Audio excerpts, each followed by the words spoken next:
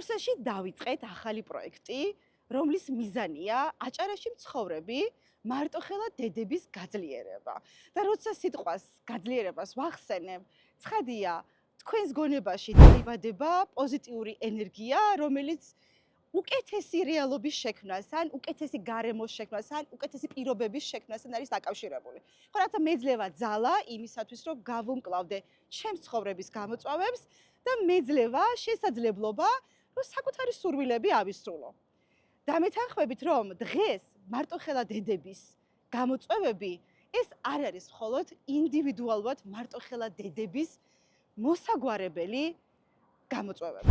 რადგანაც სულ რაღაც 10 წელია, რაც სახელდება მოხდა მარტოხელა დედების როგორც იმ სოციალური ჯგუფით, რომელსაც ჭირდებათ ერთის მხრივ საკანონმდებლო აღიარება, აი ასე მოკლედ დავარქმევ, როდესაც განსაზღვრულია, რომ მარტოხელა დედის სტატუსის მოპოვება არის შესაძლებელი და თუ ეს სტატუსი მოვიპოვე, მაშინ მეძლევა შესაძლებლობა, რომ გარკვეული პროგრამისაგან, სახელმწიფო პროგრამისაგან მივიღო ხარდაჭერა, რადგანაც ეს ვერ იქნება ის სარგებელი, რომელიც უკეთეს რეალობას მიკნევს, ხო? ამაში დამეთანხმებით, რადგანაც თქვენს ირგვლივ, ჩვენს ირგვლივ ძალიან ბევრი მარტოხელა დედა არსებობს.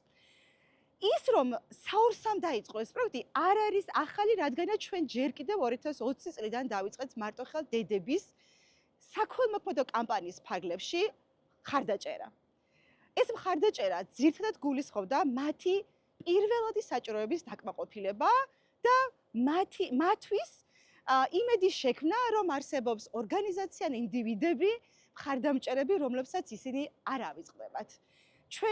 ჩვენი ოცნება იყო ერთის მხრივ, რომ ქონოდა პროექტი, რომელიც იქნებოდა არა მხოლოდ ერთჯერადი შემთხვევა, რომ მივდივართ მარტოხელა დედებად, მოვდივართ თქვენთან დახმარებისათვის, ან მხარდაჭერისათვის, სოლიდარობისათვის, ან ერთად გავუმკლავდეთ თქვენს გამოწვევებს, არამედ გვინდოდა შექმნილიყო სივრცე, სადაც მარტოხელა დედებს გავაერთიანებდით და ეს გაერთიანება იქნება სტიმული, რომ დაიბადოს ახალი ინიციატივა, რომელიც მარტოხელა დედების ზრუნვის საფასურის გადახდა და შესაძლებლობის მიცემა, რადგანაც ვფიქრობ, რომ მარტოხელა დედები ეს არ არიან მხოლოდ სტატუსის მფლობელი დედები, არამედ მარტოხელა დედები არიან ყველა ის ქალი, რომელმაც გადაწყვიტა, რომ ყოფილიყო დედა, მეორეს მხრივ, რომელმაც გადაწყვიტა, რომ არ ყოფილიყო იმ გარემოში, სადაც მათთვის იქნება საფრთხე და აქ ხოლმე ვახსენებ ძალადობა გამოვლი ქალებს,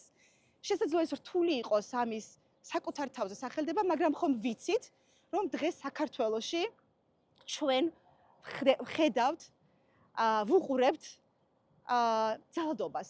ეს ძალადობაც, როცა განმარტებას ვაკეთებთ, ეს არ არის მხოლოდ ფსიქოლოგიური ძალადობა, ფიზიკური ძალადობა, ეს არის ეკონომიკური ძალადობა და საორსაცვის განსაკუთრებულად კრიტიკული აღმოჩნდა, როცა ჩვენ მუშაობთ ახალგაზრდებისა და ქალების გაძლიერებაზე, დაგვენახა თუ რაოდენ მნიშვნელოვანია ვესაუბროთ ადამიანებს ეკონომიკურ უფლებებზე, რომელიც დასაქმების, შრომის, საკუთრების უფლებებს მოიცავს. ერთი არის სტატუსი, რომელსაც ჩვენ ვღებულობთ სახელმწიფოსგან, რომელიც ამავდროულად ვიცით, რომ ძალიან რთულად მოსაპოვებელია.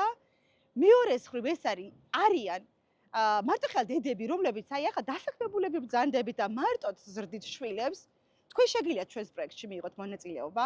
მარტოხელა დედები, რომლებიც განქორწინებულები ბრძანდებით და მარტოდ ზრდით თქვენ შვილებს, ასევე შეგიძლიათ მიიღოთ მონაწილეობა ჩვენს პროექტში. ქვრივი ქალები, რომლებსაც ასევე ყოველდღიური შრომის ნაწილი აქვთ, რომ იზრუნონ თავიანთ შვილებზე და არა მარტო შვილებზე, აქ საინტერესო აღნიშნოთ, რომ მარტოხელა დედები ასევე მხოლოდ თავიანთ შვილებზე კი არა, თავიანთ ოჯახის წევრებზე ზრუნვის თანამონაწილენი არიან, ამიტომაც თქვენ შეგიძლიათ მიიღოთ პროექტში მონაწილეობა. მარტოხელა დედები, რომლებსაც დღეს თქვენი შვილების გარკვეული განსაზღვრული დიაგნოზის გამო გიწევთ სახლში ყოფნა და გჭირდებათ მხარდაჭერა, შეგიძლიათ მონაწილეობა მიიღოთ ამ პროექტში. მარტოხელა დედები, რომლებიც ხართ სამუშაოს მაძიებლები და გჭირდებათ როგორც პროფესიული მხარდაჭერა, პროფესიული კონსულტირება, კარიერულ განვითარებაზე ზრუნვა, თქვენც ასევე შეგიძლიათ მიიღოთ მონაწილეობა ამ პროექტში.